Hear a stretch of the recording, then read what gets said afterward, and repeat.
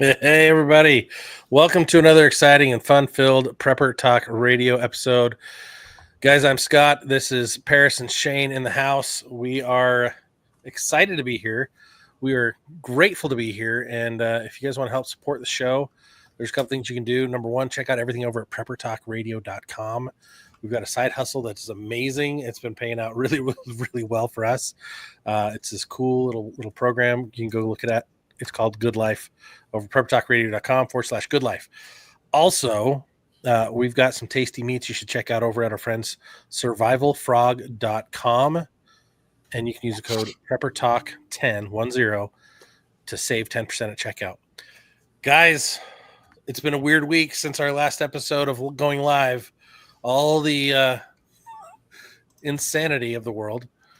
There's been some serious revelations about what's happening, but crazy.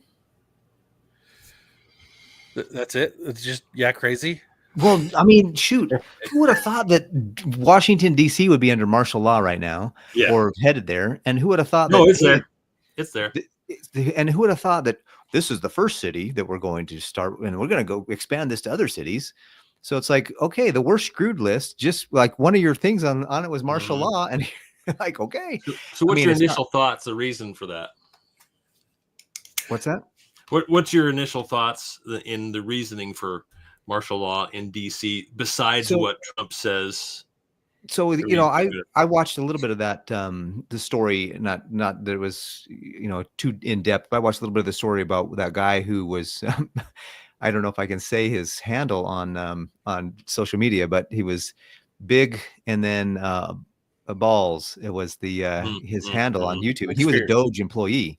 And he went out there and saved some lady from getting mugged or raped or worse. I don't know what, but he put his life on the line, quite frankly. And I don't know how connected he still is necessarily with administration, but the fact that he worked for Doge and he probably knows Elon Musk, and he probably said, hey, this is what happened to me, or at least they knew what happened to him because his story went national. And they're like, this is ridiculous. This is right here in Washington, D.C., which, by the way, is called the DC for District of Columbia, which is a legal entity outside. It's not an actual part of the United States. So there's some interesting research that ought to be done there for those that are willing to go down that rabbit hole. But I feel like, they always disguise these things as the common good or the good of the people. Safety. And so, the crime rates are high. And how do I know? I'm not there, but they say the crime rate is through the roof. Like there's carjackings and rapes and pillagings and theft and robberies and people getting beat up in the streets clearly. And do I believe that the crime rate is higher? Sure. But who got those criminals to go and do it? Like, is this one of those create the problem and then bring the solution in, that kind of things potentially? Sure. That's what they've been doing the last 4 years. That's the whole prior administration, was to bring in as many criminals across the border as possible. Right. So, and so it's like yes, it's a good thing to bring in extra support to help the citizens of our country stay safe and be safe. However, at what cost? When has the government said, oh, we'll come in and keep you safe and then we'll leave after it's safe? No, I'm here from the government. I'm here to help. I'm from the government. I'm here to help. Yeah. When has the government ever relinquished something they've taken away from you? Correct. Right. And so, I mean, he's like, we're going to be on Baltimore and Chicago and Oakland, and he starts naming off all these major cities that have all this violence. It's like those are the cities where all these dudes were shipped, or placed after they came across. And so it's like, okay, dude, it was Hegelian dialectic, control both sides, a little bit, in my opinion. And then, so I think it's good that we should have support and resources to help protect the citizenry. However, I also feel like you put that kind of power in the wrong hands and it doesn't go away. Well, it is in the wrong hands, if you ask me. Sorry, just trying to chat here at the same time. Okay, I'm trying my initial thought my initial thought, not to try and get too far in the weeds, is that, like you say, it's going to be permanent to DC, and they're going to expand it. But of course, they start there because I think, first of all, like you say, it's DC. They do have a particular ability to do that there. But also, I think it's a way of them defending themselves from those who would rebel or uprise or things that are to come. That was my initial thought. So let me play an audio for you, Shane. Yeah. Okay. Yeah. Hang on. Ooh. What if Trump was meant to lose, not by accident or fraud, but because the system needed him gone for 4 years? See, if you own both teams, you don't care who wins the match. Oh, don't call me people. You care when the match happens. And in 2020, they weren't ready to slam the door shut yet. They still had to finish building the cage. So they swapped Biden in, the perfect placeholder. Someone who could sign the papers, take the blame, and keep the right way too angry at him to notice the bars going up around them. Well, and if you watch the signs that, our last one we just recorded, it was about signs of winter and signs of the times and stuff. If you watch what's going on, to me, it all makes perfect sense. What Trump is doing, what the administration's doing. To me, it's pretty obvious. But I think I have a pretty good view of most of the picture, not the entire picture, right? And so it just, I can see it from a ways off. At least I think I feel I can see it, right? I think you're spot on, because we're all seeing it, right? As preppers, we're trained to keep our eyes open and pay attention a little bit differently. And this guy he's a Russian here in the United States, and he's like nailing everything that we talked about last week. Like, this goes on for another couple of minutes, but he talks about cognitive diminishment, fraud, deception, all the things that we're irate about, as preppers. He's like, the rest of the world should be irate too, but why are we not? It's because they're hiding it behind other moves, right? They're stealing a second move in the game of chess because we're so paranoid about their potential checkmate over here. We don't see that they slid another piece over here to guarantee their win, right? They're cheating. They're rigging the system against us, but it goes into the surveillance, the privatized side of it, the digital IDs, the student loans, predatory lending, the force of these bars going up around us of debt and helplessness, so that we can't do anything in the future. And so that we think that Trump will save us. But the reality is the opposite. He's just over there. Both teams are owned by the same guy. He doesn't care which one wins, because at the end of the day, whichever one wins is where he's pushing his agenda through. And we're all trapped as a result. Trapped is, I think, an accurate word. Yeah, it was one of the things I was listening. I mean, Catherine Austin Fitz, who we've talked about on the show quite a bit, she was talking about how, because somebody asked her, I said, what do you think about, is Trump really going to stop a lot of this, or is he going to, keep it going?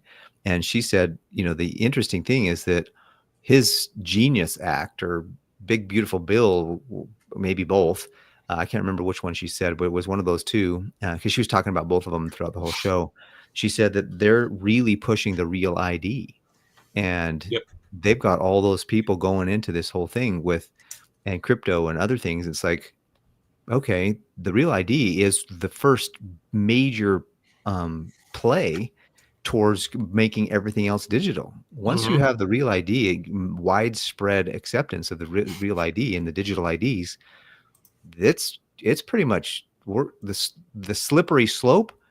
We have slipped and are on our backs on our way down. We are not on our feet anymore, people. Yeah. And in many ways. And so that's something that's like, okay, how do we, unfortunately, today we're supposed to share some solutions, and we have some solutions for some of these things. And some of the other things we're still like, okay, we still need to figure out what the solutions are going to be, so well, we talk about a lot that by preparing for one particular natural disaster, you're prepared for a handful of others, right? You don't have to be too specific unless it's, like say you need a Geiger counter because of a nuclear fallout, and so forth. So those types of specific things are separate, but yet you have one. Yes, I do, of course. Absolutely. I'm not saying I don't have one, but yeah, I'm glad you started back in on the solutions there, Paris, because we need to get focused back on solutions, and especially the digital ID. I had that on my short list here for today. Is the like you said, the real ID, which is what is the digital ID, is what it's going to eventually turn into. So, what's our solution to that? I mean, can we just say, "Oh, I'm not participating"? Well, if you don't have the real ID, you can't get your paycheck. You can't get, who knows what that's going to end up being. I think eventually it will go to extremes, like everything, what the government dishes out does. So how would one prepare for that? Like you say, I don't know that we have the answer for that, other than be prepared to be able to disconnect from the system. Yeah, not easy. Remove yourself from travel through any federal, travel. Yep. Any federal travel. So if you don't have a real ID, you can't get a passport. That's one thing. So there goes international travel. If you don't have a real ID, you can't get through TSA as an adult. If you're under 18, you can go, you don't need an ID. But okay, will you be able to rent cars without a real ID? Will you, one of the things it talks about with real ID is that you can't get into federal courthouses without a real ID. So if you have legal problems without a real ID, guess what? You're even more screwed. So you've got to live in a way that's completely subverts the entire system where the system is moving to, right? Travel by car, dumb to put you on their radar. You can't go into government facilities. Oh yeah, and WebDad just dropped that too. You can't go into government facilities. A government facility that he accessed has recently made a change that says no non-real ID is a non-real ID is no longer valid when requesting access clearance, right? Wow. So you can't get through TSA without that little gold star. Isn't that interesting? A gold star on your license. We were all trained as kids. Oh, you need to get your gold star. Where did we see that previously? Plus the yellow. That was my next jump. How long ago was that? We used to see the gold star during a certain crisis the world all got engaged in, right?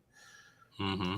And I think there was another visit. I can't remember who. You sent us the link to Nick Fuentes. I think, Shane, did you send us that link to Nick? And he mentioned how several world leaders were just over in Israel, giving up all of the tech for digital surveillance and ID, like facial recognition. And so, what does that mean? They might take that to the next level and bring it to more to a broader level. But how many? We have. I don't know if he's listening, but. There was a friend of mine who's a listener. He was one of the pilots of the helicopters, and he's like, they have drones out here that are IDing people on the streets of LA that during the last little bit of riots that we had during the fires and other things that were going on.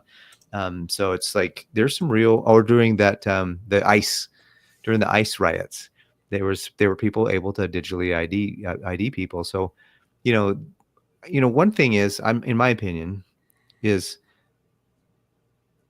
We talked about being a gray man.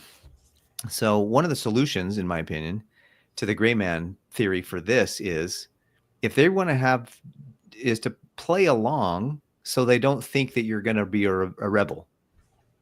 So that might be a strategy to think about, is play along until you can't play along morally and ethically and spiritually. But right now, people are like, Paris, why are you on that app? I'm like, well, they know everything about me. It doesn't matter what app I'm on. Seems like, so I feel like if I play into the fear a little bit, they're like, oh, we got to flag him. He's on, because he's trying to rebel against it. But if they think that I'm playing the game and I'm doing I'm playing part of the role of just a dumbed down citizen. I mean, of course, they know that I'm on this podcast right now talking to people about stuff. So I'm probably I'm probably on a shorter list somewhere with the three of you or whoever's listening. But I feel like if you play along like an undercover, I think about it like I'm an undercover agent for Jesus. Like as soon as you know how the Russians used to have the infiltrators in the communities, and they'd go and they'd pretend like they were a part of the community, and then they would be waiting for the phone call, and the phone call would come, and they'd do the keyword, and then they'd trigger them, and then they'd go. I feel like that's kind of how I want to be with this stuff. Is that I want to kind of be just that gray man where I'm just part of the crowd of everybody doing everything, and then as soon as God's like keyword, I'm like bounce, I'm out. You know what I mean? That's kind of what I'm thinking is a solution to that is staying aware, staying awake, keeping awake, so that when you get that impression that it's time to bounce, you're ready you're out. Mm-hmm. Yeah, and there's definitely that's been on my mind a lot as well lately. And I wanted to bring this comment up here, Joseph, and this is something I wanted to bring up, at the beginning of our conversation today. Is that we talked about our solution about this list last week, and I just wanted to impress on how important this is to me. I'm going to say that if you're not serious about these things and you're just taking them casually, you're not. And of course, I hesitate to say that, but you're not trying hard enough. You're not doing enough, and that sounds really bad. I don't like putting it that way. If you want to be serious, if you feel you need to be serious, you need to take those steps now. Yep. You need to be serious now, not wait for something else to happen. I don't know how else to say that better. Is that it is not getting real. It is real, and it's happening now. So if you want to be serious and you want to take the steps, you should take them now. But I totally agree with you, Paris. There's a time to be the gray man. There's a time when we're just going to have to unplug and say, you know what, and I appreciate how you spelled the country name here on purpose, hopefully, because that is a hot topic. That is getting hotter and hotter. You can talk about the Noahide laws and everything that is being pushed on us that Christians in particular will take the heat for. And I'll end that there so that we don't get in trouble. I misspell things on purpose. Sometimes. Hopefully that one was one of the cases. Good. But the reason it's spelled the way it is not just for the benefit, right, for us to be able to talk about it, but real ID is real ID, right? Okay. Cyber tech is handed over to real. Our rights and privileges are oftentimes being handed over. That is real, right? Think about this also. I put this in the comments. How many of our senators and how many of our House of Representatives have dual citizenship? That is real, right? Dual citizenship is a real conflict of interest for you and I Americans. So the thing that I try to do is I overly share on here, which puts me in danger, right? I overly talk and communicate on this forum, which yes, it is a danger for me, right? But here's the other thing. In other avenues and other places, like I try to do these conversations as much one-on-one as possible so that I can help people see and reason for themselves and use critical thinking skills to understand what's really going on. If I just go out in the open forum and be like, hey guys, this is what I'm all about, guess what's going to happen? I'm going to become under siege, right? Because the rest of the world, and you guys are all experiencing that, the rest of the world is so brainwashed that they're not willing to question the narrative, because then they'll be questioned by those who adopted the narrative. They don't want to deal with that, right? And so you have to take it on a one-on-one approach, because everything is turning into mob rule. That's what democracy is anyways. It's two wolves and a sheep trying to decide what's for dinner. Right? Come in the sheepdogs, us. Yeah. Right? Those of you who are listening, we're trying to protect the sheep. We're trying to stop the wolves. And if there's a whole pack of them, it's harder. Unless we're big and bad enough, because we've got God on our side, that when he tells us the keyword, we can stop him. But we've got to start standing up. We've got to be smart about how and where we stand up. But we're living in a real situation where everything is being documented, tracked, and reported. CCTV like networks are getting smaller and smaller. Everyone's subscribing to, oh, well, my business now has Ring Business. Not all of our webcams are connected, and they go to a central server. Whose data point does that go to? Google's. Congratulations, we just gave over all of our information, right? And now it connects with all their image mapping, and it connects with all their geo tracking, and it now connects with all their facial recognition. And now whenever there's a problem, like LA happened a little while ago, they've got drones connected to those same systems to track who's where, who's throwing rocks, who's throwing bricks, right? Who's making a difference and who's not. And they can decide who they want to persecute, right? And we know based on scriptures, that's going to be us. We're going to be persecuted. But we need to be aware of what's going on so we can try to avoid the traps that the enemy's setting for us. And that's why we're talking about we're screwed in that context, so you can see, okay, this is one of their traps. This is one of the things they're going to use to try to destroy us. Pay attention. Yep. And one of those traps is DC right now, if you ask me. Mm-hmm. And that's on my list. 15-minute cities, and I would say that's an easy one, but I know it's not, especially for if that's where you lived your entire life, your family's there, but you got to get out. If you're serious, you got to get out. I mean, there's no other answer to it. Plenty of states, plenty of cities, which are obvious. You don't want to be there. And we think, okay, well, I'll have time to get out. I'll have time to sell my shares. I'll have time to be ready because I'll see it coming. And yeah, hopefully that's the case. If we're watching the signs, you can say, well, but then when do you make that choice? Like, it's going to get a little worse. Okay, now I'm going to say, when do you make that decision? That decision is best made now to get out. Yeah. Out of the markets, out of the cities, out of the population centers. And because what will happen is it will happen all at once, right? We see things getting worse and worse, and then all of a sudden it'll be too late. And that's what it'll be with the markets. And that's why I don't touch the markets. I know some of our listeners have done really well, and I'm but for how long?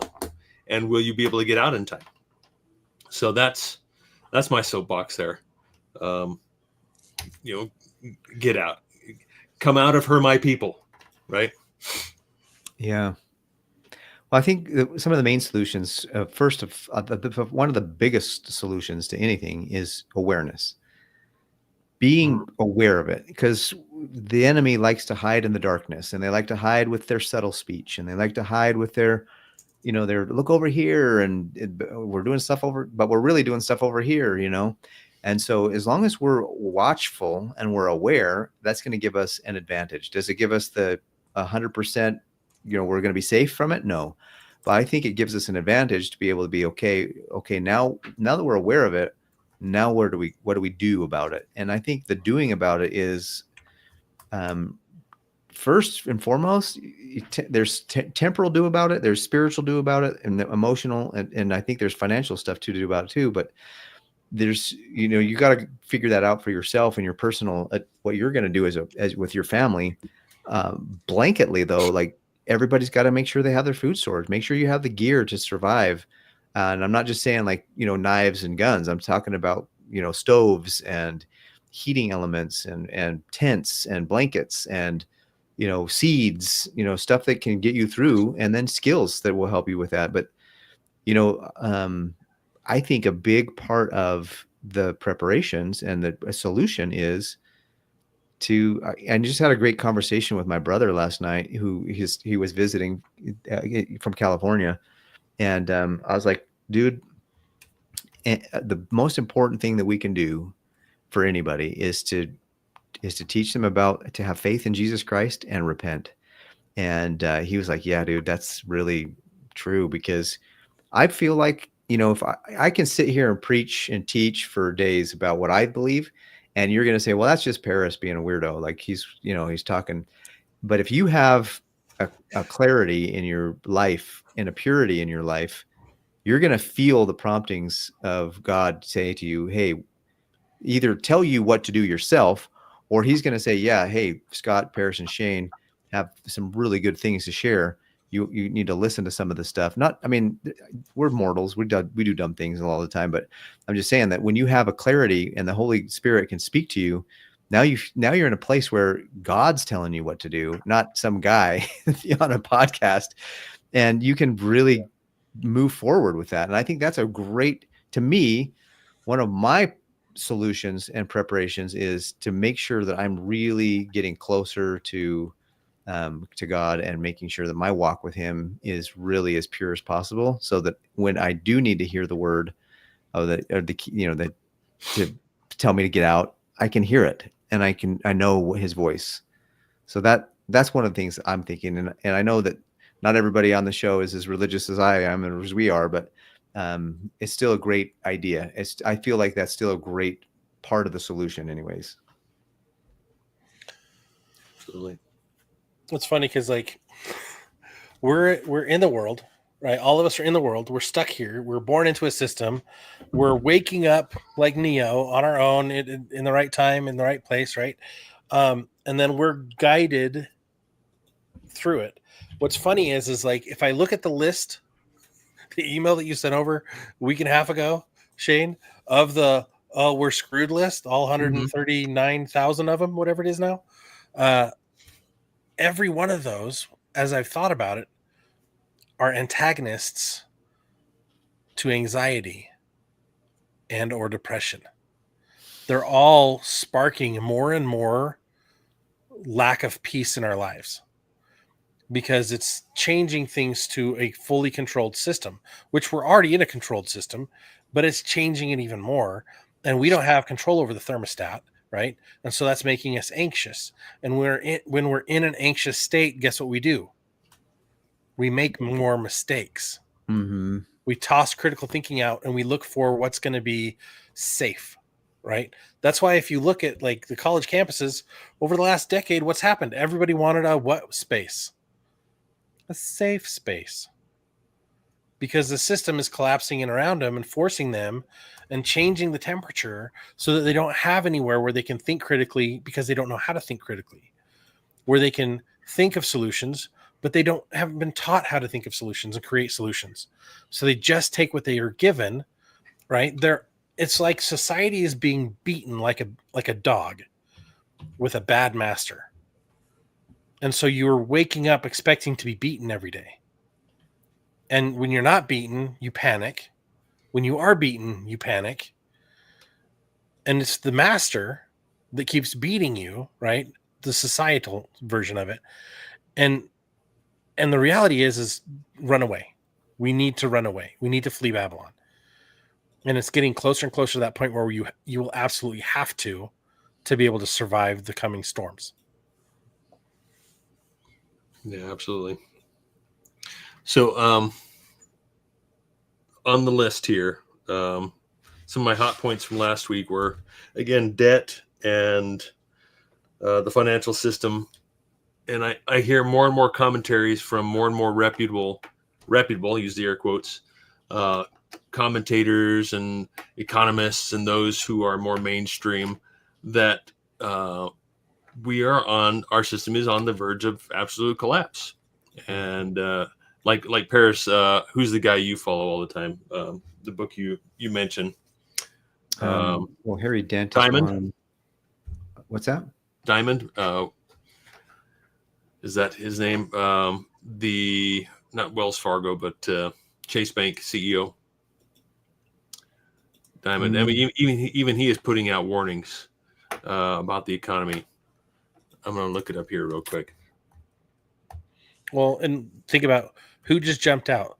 The biggest investor in the history of America, Warren Buffett, has cashed out all everything. Bits and some other more whistleblower, just kind of really opened up. But you're right, that guy has said some things recently about some stuff. Even the Fed report that came out, there was so much back and forth where the numbers were showing bad things, but they were talking out their mouth and saying everything's great.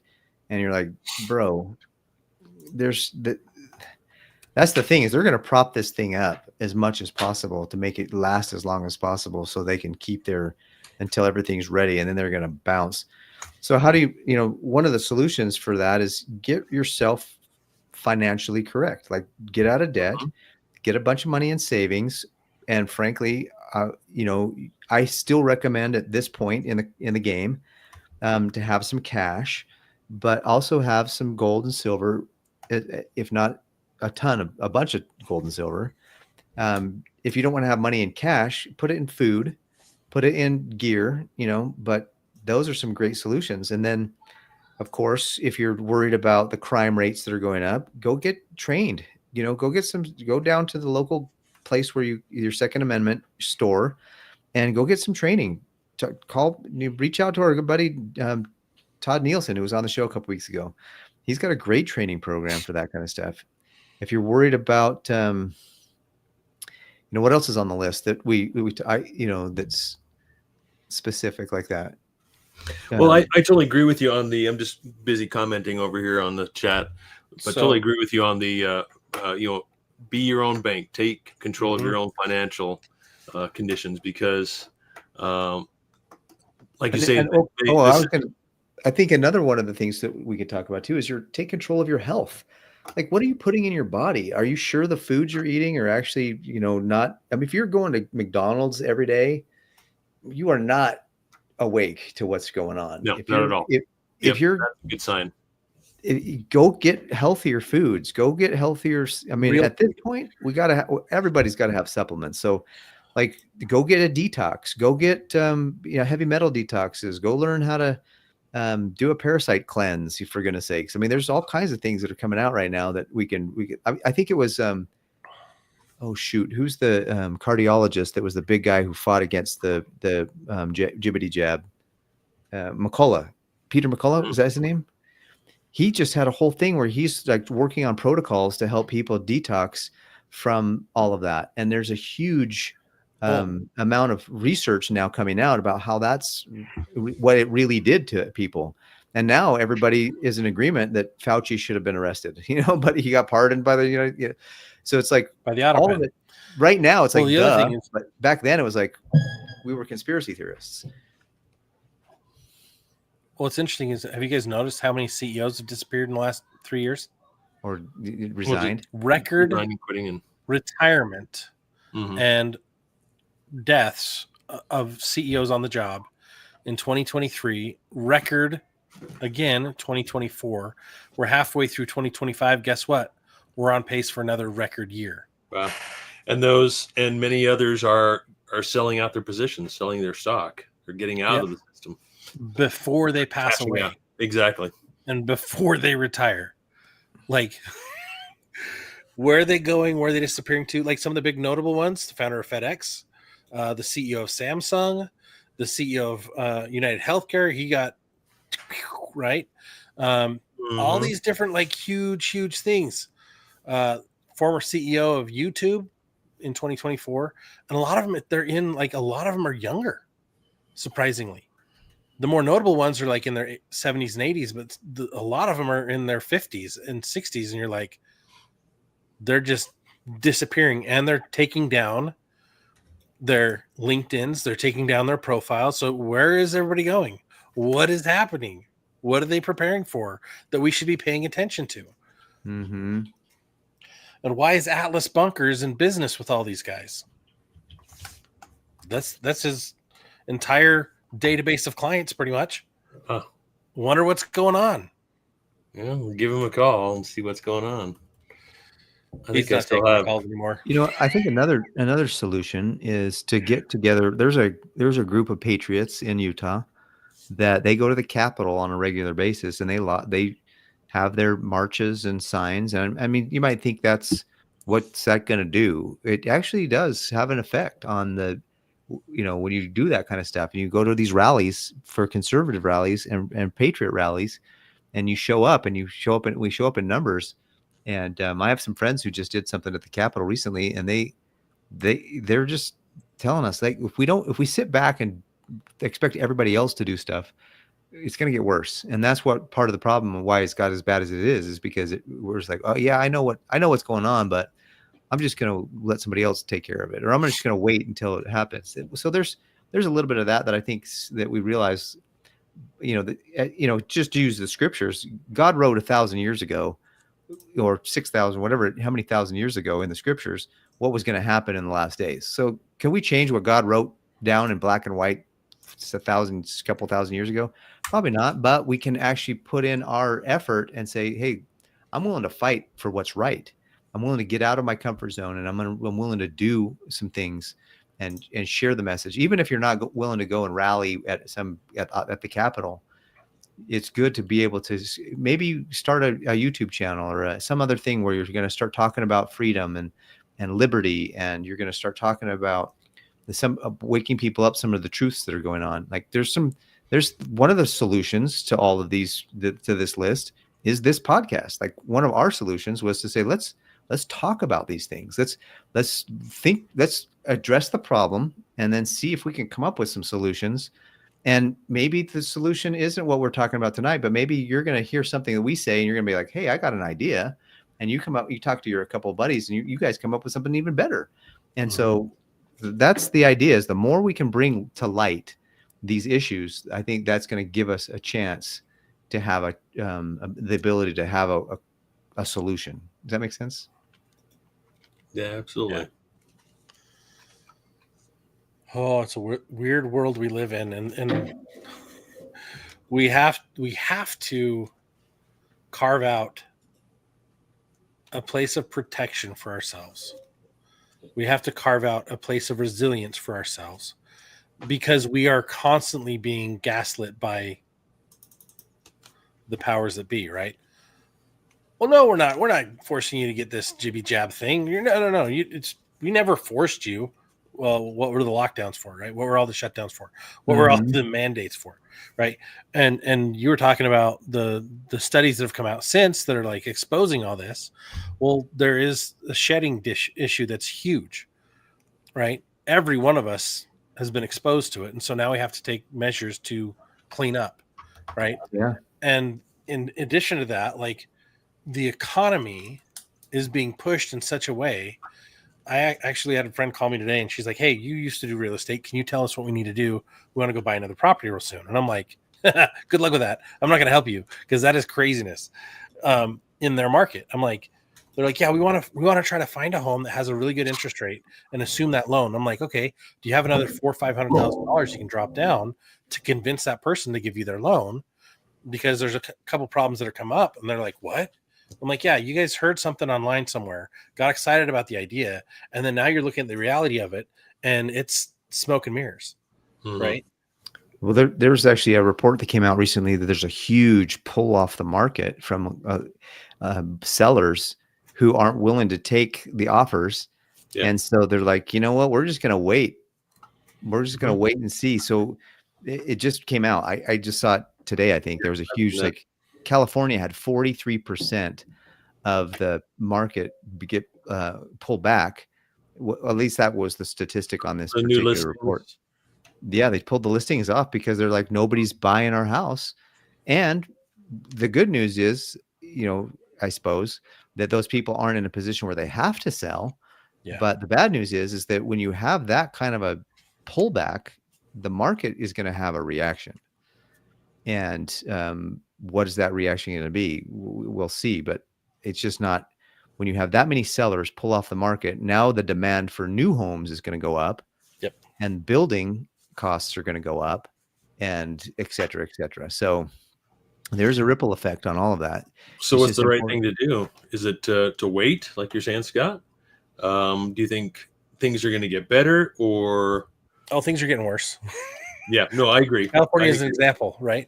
There's, I'm probably going to be wrong on the statistic. I think I saw that 32 out of the 50 states in the United States are experiencing what's called a buyer's market, meaning sellers are having to accept lower and lower offers, right?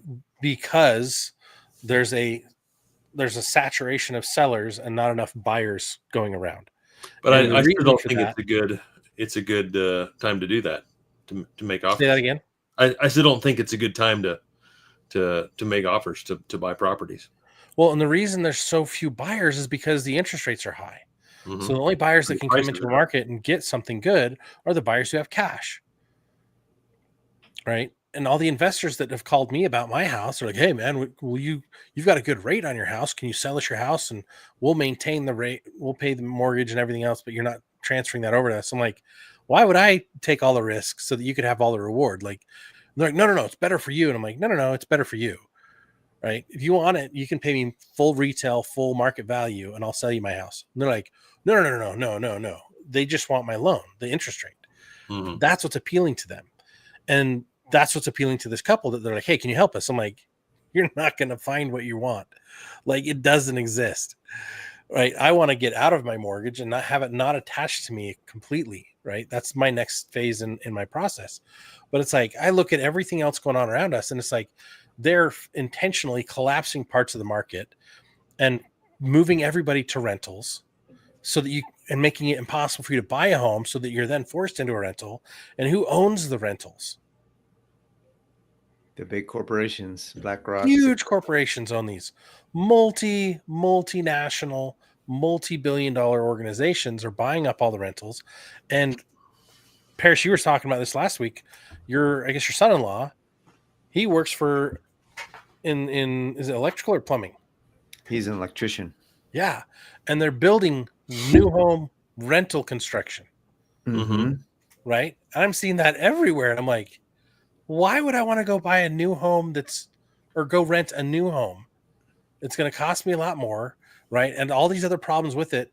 Like, just stay where I am, downsize and simplify as best I can. Like, as much as I want to build a big house, I also am like, economically, the economics of maintaining a house, I would much rather go smaller and have a more insulated, smaller space to warm and cool, right? All those other benefits of that, and quicker to clean, right? Simplify, because all the things that we have, we've been programmed to go buy, consume. And then what do we do when we're done with it? Throw it out. Yep. We are such a wasteful society. And I guarantee the pitch is going to be, stop wasting everything, just rent it instead. Mm-hmm.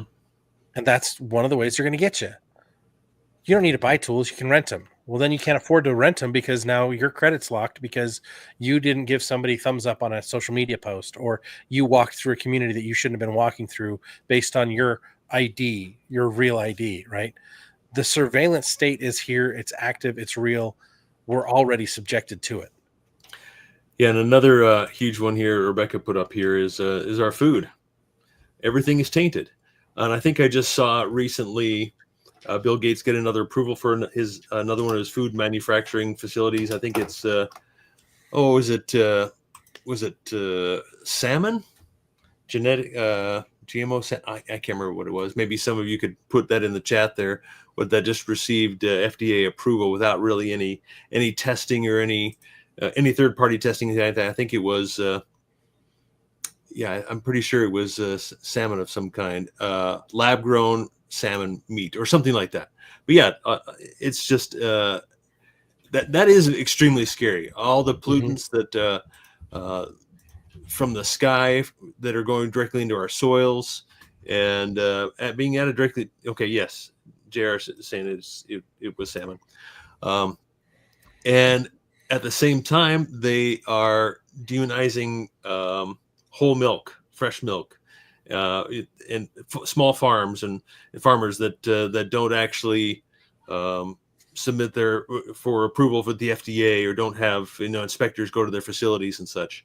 It's very not pasteurized. Exactly, not pasteurized. It's just raw milk, which is obviously much better than anything you buy in the store. And so it is very scary. And what's the solution to that? That's a big problem, especially those of us who live in the city, right? Live in the populated areas. Hard to grow gardens and hard to have community. Although we have talked a little bit about farmers markets and eating more whole foods. And yes, you can still find good whole foods, but can you trust them, right? That's the big question. Can you really trust when they say, yes, this is, I don't know that I can,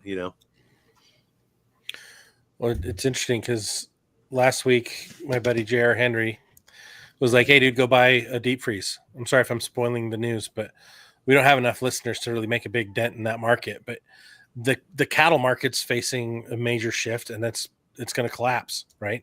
That's one of the early predictors of where our economy is going to go. So watch for that.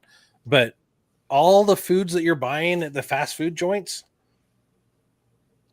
how much of that is toxic now? Mm-hmm. Right? Even in your grocery stores, the bigger the chain, the more toxic your food's going to be, because they're buying the cheapest, lowest grade foods to turn around and mark up. Like I've watched report after report after report on what's happening with the meat at the WALMART. Have you guys seen the price gouging that they're doing? I've seen some of it, yeah. Right? They're gouging, but then here's the other crazy thing. They're gluing stuff back together and then repackaging and selling it to you and painting it. They've been busted on this, and it's just like, but it's FDA approved. So how can you say the FDA is for us if they're approving chemical paint and glues putting to our food so that they can save the meat and resell it, right?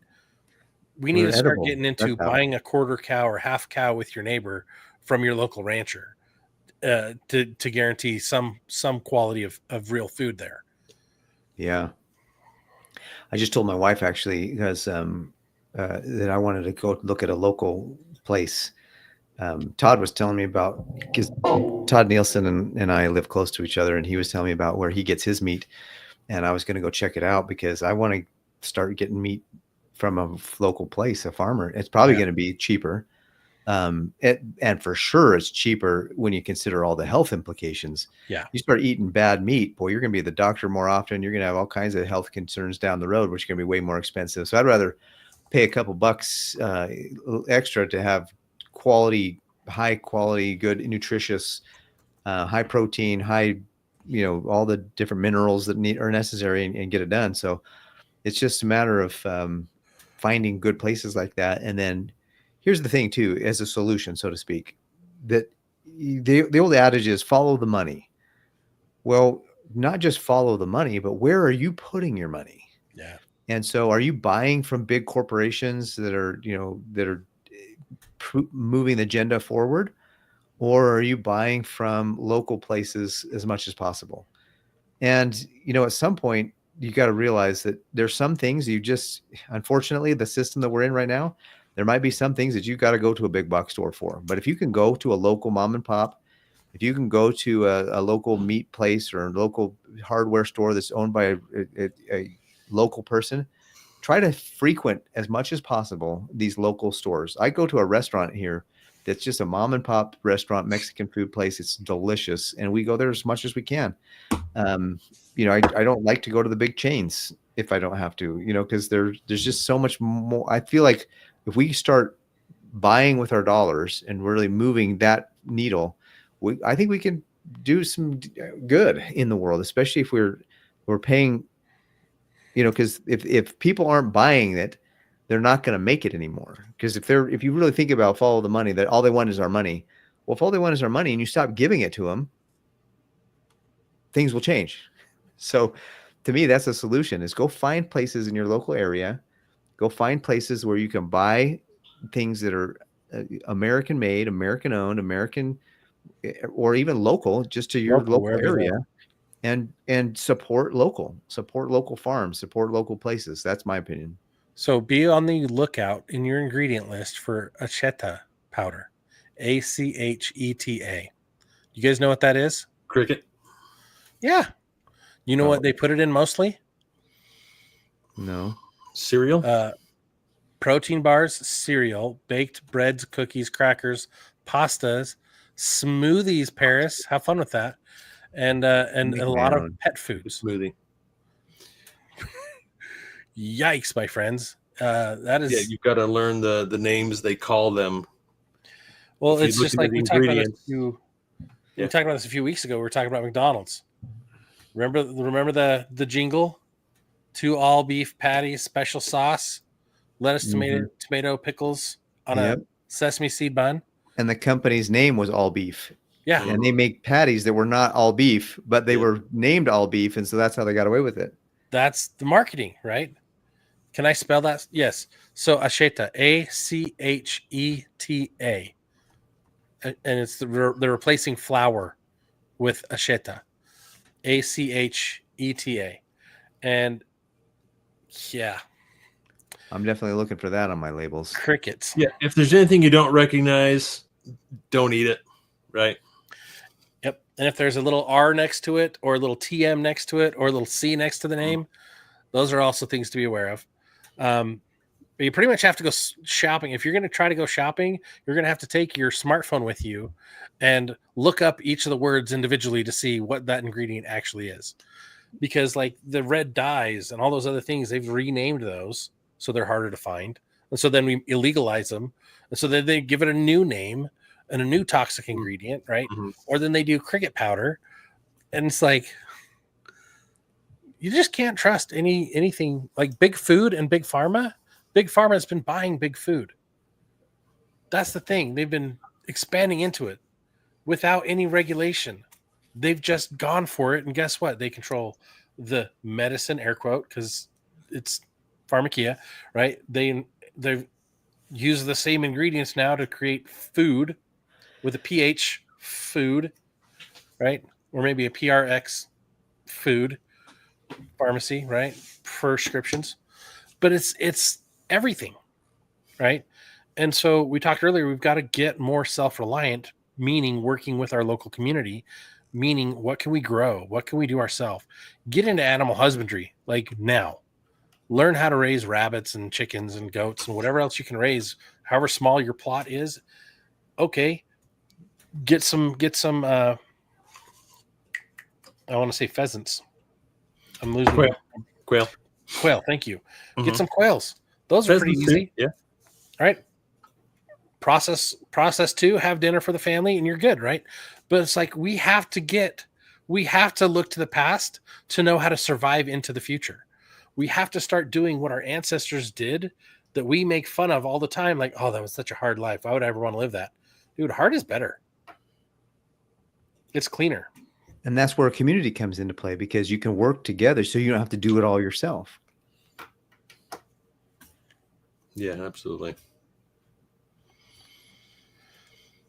So I think that solutions that's the one thing, is we can dwell on the problems forever, or we can actually get up off of our assets and start to do something about it. And doing something about it is often just, where are you sending your money? And are we talking about it? Are we sharing this with our neighbors, or are we keeping it to ourselves? Like, we really kind of have to be a little bit of a missionary for this to work. You know, we need to proclaim with the gospel of preparedness, or, you know, as they might say, or the gospel of awareness, and being, because to me, the opposite of woke is aware. So I don't want to be woke, but I want to be aware. And that's something I think that we all need to be more aware of it, because the more light we can shine on the darkness, the less the darkness has control. And that's going to give us the opportunity to have those solutions. And so you'll see, you know, as I look around the world, what are some of the solutions? Well, don't be a Chicken Little. The sky is, the sky might be falling, but we don't have to live like in a panic mode. So just do our best and let God figure out the rest. And get your own cow. Yeah.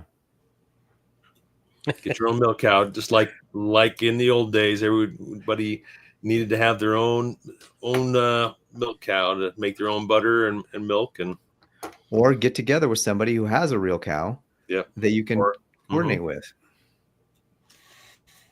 Well, guys, if you want to get better prepared and you want to get a deal on everything you're doing, make sure you check out preppertalkradio.com.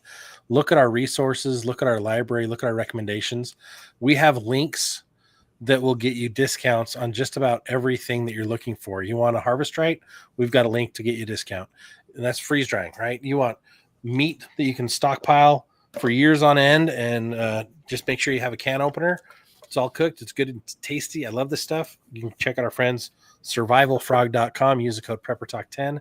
Everything else, if you use the code PrepperTalk, you might find there's a discount on that website. We've got a lot of companies we've affiliated with.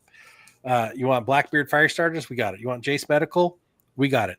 Devos Lighting? We got it. Like, whatever you're looking for, let us know. We might have it.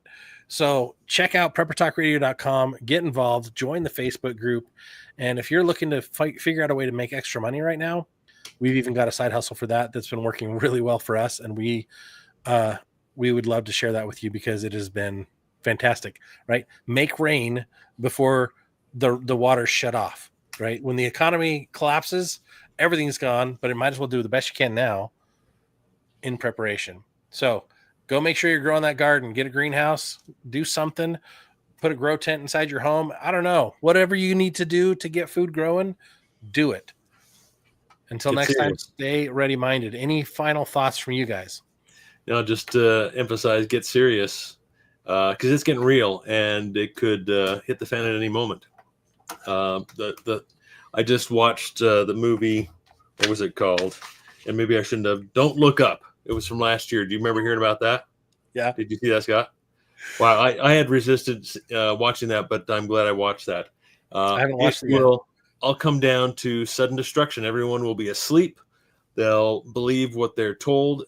They'll believe the lies, and then sudden destruction will come. So don't let that be you. Be prepared. I'll amen that, and that's my final thought. I love this. Read the screen, everybody. Thank you, Whited Outdoors. The sky is falling. Yes, it is. But it is a very long ways up, so prep now. We are running out of time. You are running out of time. Get resilient. Get prepared. Stockpile. It's good for you. You'd rather have more than you need when you don't need it than less than you need when you do. Thank you for being a listener, for being part of the Prepper Talk Radio family. Thanks for tuning in and not tuning out. We'll catch you on the next episode. Until then, stay ready-minded. See you next week. Take care, guys.